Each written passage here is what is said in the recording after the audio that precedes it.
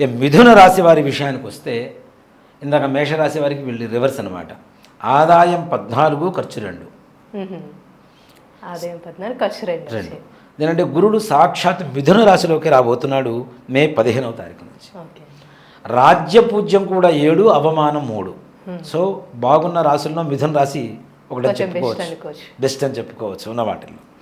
ఇక కర్కాటక రాశి విషయానికి వస్తే వీళ్ళకి బాగానే ఉంది. ఆదాయం 8, ఖర్చు 2. వీళ్ళకి పూర్వకాలంలో ఏవైతే ఆగిపోయి ఉన్న పనులు ఉన్నాయో అవన్నీ కూడా ముందుకు వెళ్ళేటువంటి పరిస్థితి చక్కగా కనపడుతుంది. అలాగే రాజ్యపూజ్యం 7, అవమానం 3. సో హ్యాపీ, పెద్దగా భయపడాల్సిన అవసరం ఏం లేదు.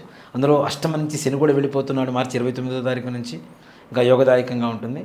ద్వాదశంలో గురుగ్రహ ప్రభావం ఉన్నా కూడాను నవమ భాగ్యస్థానంలోకి శని వెళ్ళిపోతున్నాడు కాబట్టి యోగదాయకంగా ఉంటుంది తప్పనిసరిగా.